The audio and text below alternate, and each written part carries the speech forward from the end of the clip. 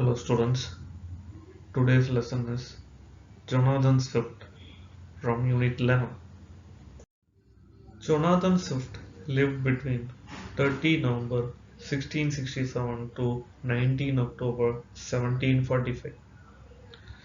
He was an Anglo-Irish satirist, author, essayist, political pamphleteer, first for the Whigs, then for the Tories. He is a poet and Anglican cleric who became Dean of St. Patrick's Cathedral, Dublin.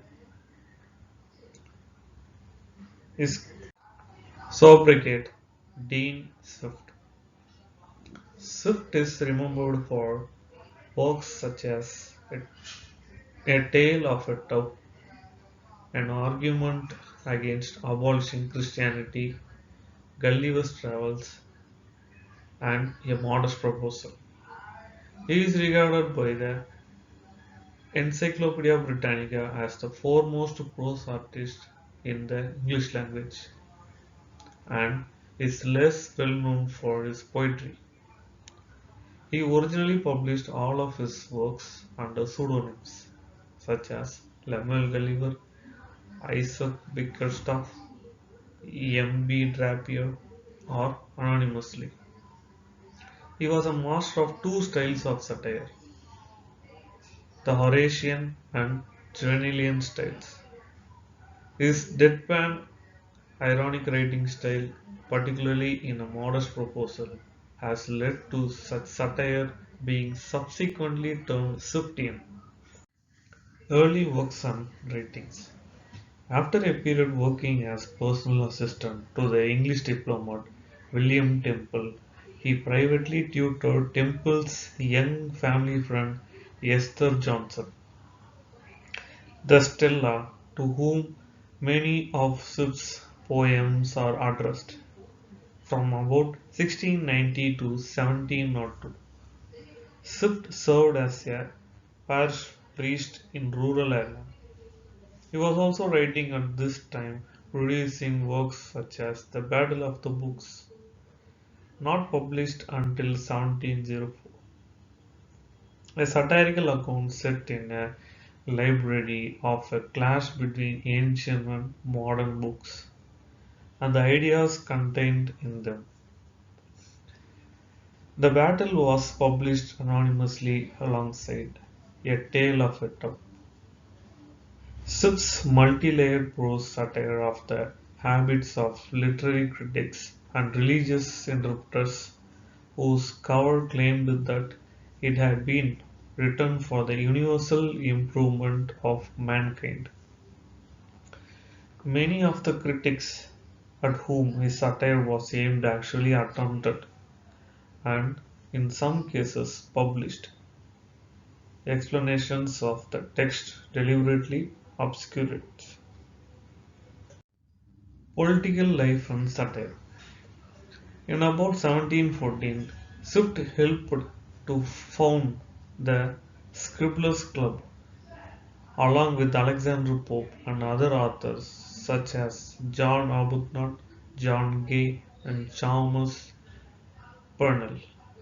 They invented the satirical persona of Martinus Scribblus and began co-authoring his memoirs, which were intended to poke fun at contemporary literature, culture, and scholarship. In this period, though still officially resident in Ireland, Swift was heavily involved in British political life, first lobbying the Whig government on behalf of the Irish clergy, then working closely with members of the Tory government from 1711 until it fell in 1714. After this, Swift returned to Ireland, turning his political attention to attempting to improve the plight of the people, many of whom were impoverished and arguing for independence from British rule. Most famously, under the pseudonym M. B. Drapier, Swift published the Drapier's Letter in 1724, a protest against the introduction of the new copper coin that would depreciate the Irish economy. A modest proposal followed in 1729 which made the apparently straight-faced suggestion that the starving Irish people should consider eating their own children. Here we are going to see some important facts of his life. He coined the famous phrase sweetness and light in his essay Battle of the Books. He is widely known for his novel Gulliver's Travels. Soon after publication, the book became a big hit as 10,000 copies were sold during the first few weeks. Before delving into the world of fiction, he studied to take up theological preaching as his profession. After his demise, and according to his will, much of his fortune was given to imbeciles to St. Patrick's Hospital. His style, Jonathan Swift, is largely known as the greatest satirist of the literary world. After establishing his career as a writer, he earned a lot of success in life in such type of writing. Using a very plain and downright style, he sheds light on the humor of death, man's ideal in life, and various other topics.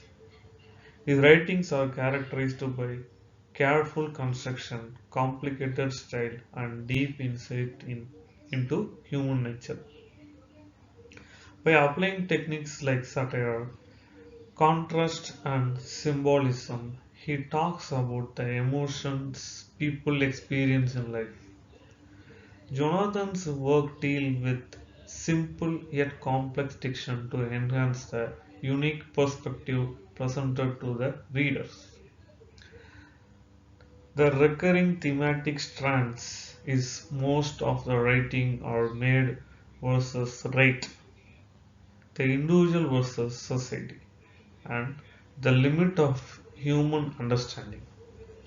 Regarding literary devices, he often turns to metaphors, symbolism, imagery, and similes to create a unique style. Here, we are going to see some important works of Jonathan Swift. Best prose. Some of his best books include A Tale of a Tub, an essay upon ancient and modern learning, Battle of the Books, Gulliver's Travel, and Modest Proposal. Other works beside writing novel, he tried his hands in other areas too. Some of them include Ode to the Athenian Society, a description of the morning, a description of a city shower, the progress of beauty, Bon Mot di Stella, an essay on the fates of clergymen, a treatise on good manners and good breeding. Now we are going to see some famous quotes of Jonathan Swift, and he gave it for his opinion that whoever could make 2 ears of corn or two blades of grass to grow upon a spot of ground where only one grew before would deserve better of mankind and do more essential service to his country than the whole race of politicians put together. This is from Gulliver's Travel. Satire is a sort of glass wherein beholders do generally discover everybody's face, but their own, which is the chief reason for that kind reception. It meets within the world, and that so very few are offended with it. These lines are from the Battle of the Books and other short pieces. I cannot but conclude that the bulk of your natives do be the most pernicious race of the little odious vermin that nature ever suffered to crawl upon the surface of the earth. This is from Gulliver's Travel. The tiny Lilliputans surmise that Gulliver's watch may be his god, because it is that which he admits he seldom does anything without consulting. This is from Gulliver's Travels. With this information, I conclude this class. Thank you.